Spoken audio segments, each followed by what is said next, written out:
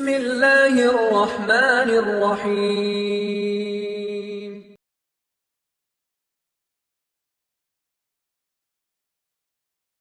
அஸ்ஸலாமு அலைக்கும் வரஹ்மத்துல்லாஹி வபரகாத்துஹ். சமூக நீதியை வெளிப்படுத்தக்கூடிய இறைத்தூதருடைய செய்திகளில் மிக முக்கியமானது இறைத்தூதர் ஸல்லல்லாஹு அலைஹி வஸல்லம் கூறிய இந்த நபிமொழி. இறைத்தூதர் ஸல்லல்லாஹு அலைஹி வஸல்லம் அவர்கள் சொன்னார்கள், இறைவன் கூறுவதாக, என் அடியானே, அநீதத்தை என் மீது நான் தடை செய்து கொண்டேன், உங்களுக்கு மத்தியிலும் தடை செய்திருக்கிறேன். அதனால் உங்களில் ஒருவருக்கு ஒருவர் ஃபலா ததாலமு, அநீதம் செய்யாதீர்கள், அநீதம் செய்து கொள்ளாதீர்கள் என்று இறைவன் கூறுவதாக இறைத்தூதர் ஸல்லல்லாஹு அலைஹி வஸல்லம் அவர்கள் சொன்னார்கள். அநீதம் செய்வதை இறைவன் தனக்குத்தானே தடை செய்து கொண்டான். அநீதம் செய்வது அவனுடைய குணம் அல்ல. இரக்கத்தை இறைவன் தன் மீது கடமையாக்கிக் கொண்டான். நீதம் செலுத்துவதை தன் மீது இறைவன் கடமையாக்கிக் கொண்டான். அநீதம் செய்வதை இறைவன் தனக்கு தடை செய்து கொண்டான். ஒமா ரப்புக பிதல்லாமில் லில் அபீத், இறைமறை சொல்லுகிறது, அடியார்களுக்கு ஒருபோதும் இறைவன் அநீதம் செய்ய மாட்டான். மீண்டும் சொல்கிறேன், அடியார்களுக்கு ஒருபோதும் இறைவன் அநீதம் செய்ய மாட்டான். இறைத்தூதர் ஸல்லல்லாஹு அலைஹி வஸல்லம் சொன்னார்கள், வானங்கள் பூமிகளில் உள்ள மனிதர்களுடைய செயல்களுக்கு ஏற்ப அவர்கள் செய்த பாவங்களுக்கு ஏற்ப தண்டனையை இறைவன் கொடுக்க நாடினால் வேதனையை தண்டனையைத்தான் இறைவன் கொடுப்பானே தவிர அநீதம் செய்வதில்லை.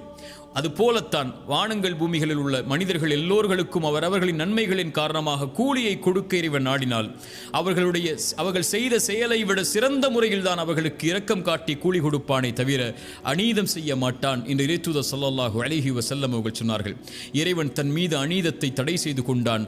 அதை மக்களுக்கு மத்தியிலும் தடை செய்து கொண்டான். உங்களுக்கு ஒருவருக்கொருவர் அநீதம் செய்யாதீர்கள் என்ற அறிவுரையை இறைவன் தன்னுடைய இறைத்தூதரின் வாயிலாக எமக்கு தெளிவுபடுத்துகிறான். மனிதர்களில் பெரும்பான்மையான மக்கள் அநீதம் செய்யக்கூடியவர்களாகத்தான் தங்களை ஆக்கிக் கொள்கிறார்கள். படைப்புகளில் பலர் தன்னை படைத்த இறைவனுக்கு அநீதம் செய்கிறார்கள்.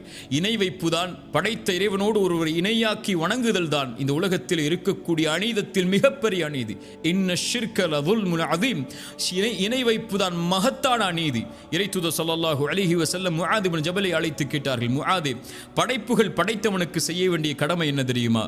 படைப்புகள் படைத்தவனுக்கு செய்ய வேண்டிய கடமை முஆதே, அவனை வணங்குதல், அவனுக்கு ஒருவரையும் இணையாக்காமல் இருத்தல்.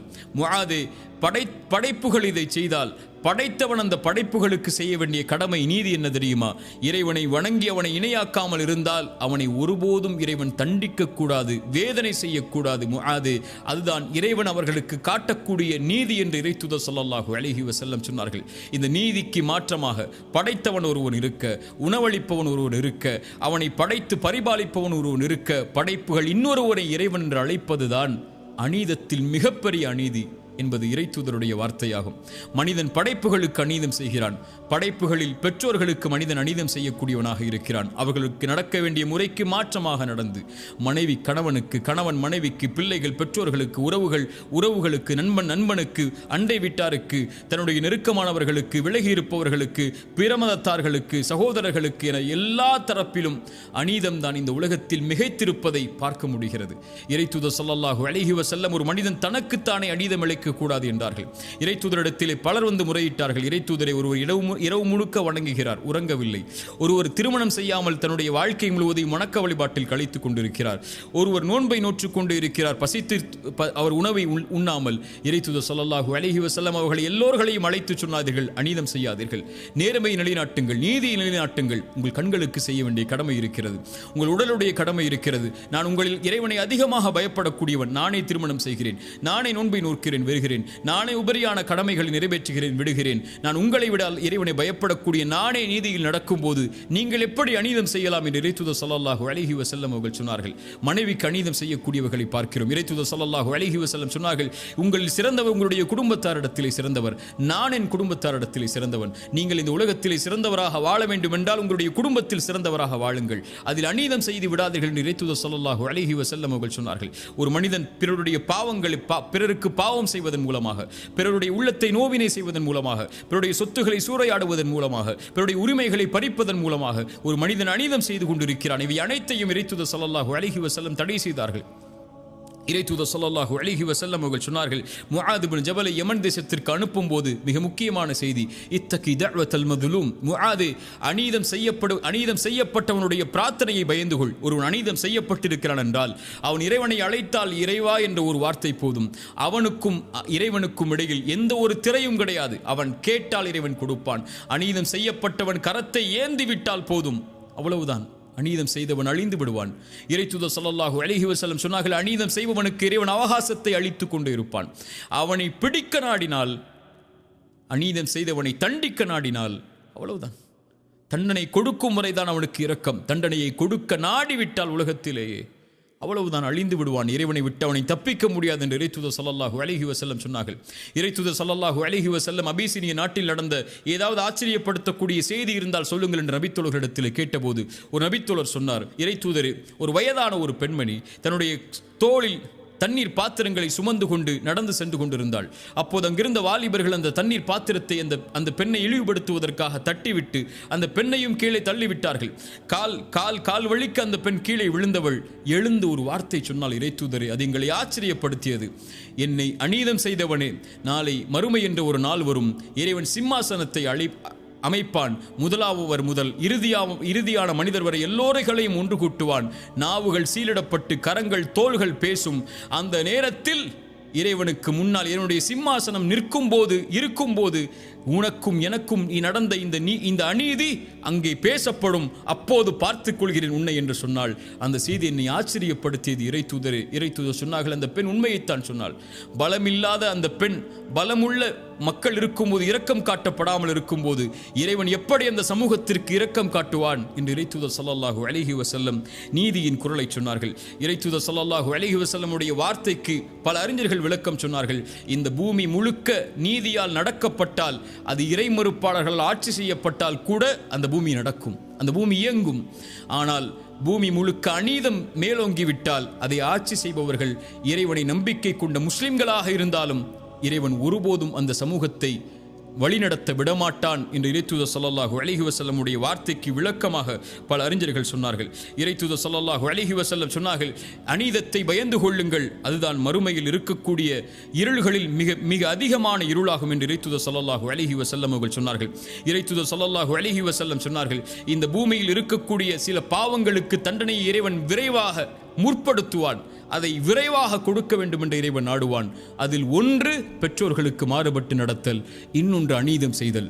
அநீதம் செய்பவனுக்கு நீதியை நிலைநாட்ட இறைவன் நாடுவதை தான் விரும்பி நாடுகிறான், விரைவாக அவனுக்கு செய்வதை என்று இறைத்தூதர் ஸல்லல்லாஹு அலைஹி வஸல்லம் அவர்கள் சொன்னார்கள். இறைத்தூதர் ஸல்லல்லாஹு அலைஹி வஸல்லம் சொன்னார்கள், நாளை மறுமையில் பரம ஏழை என்பவன் யார் தெரியுமா? நன்மைகளை சுமந்து வருவான், மூட்டைகளாக மலைகளாக நன்மைகளை சுமந்து வருவான். சுமந்து வரக்கூடியவனுக்கு பின்னால் வரிசையாக மக்கள் நிற்பார்கள். அது ஒருவனுடைய குறையை பற்றி பேசியிருப்பான், ஒரு உரிமையை பறித்திருப்பான், செல்வத்தை சூறையாடி இருப்பான், மனதை காயப்படுத்தி இருப்பான், இப்படி மனிதர்களுக்கு அநீதம் செய்து இருப்பான்.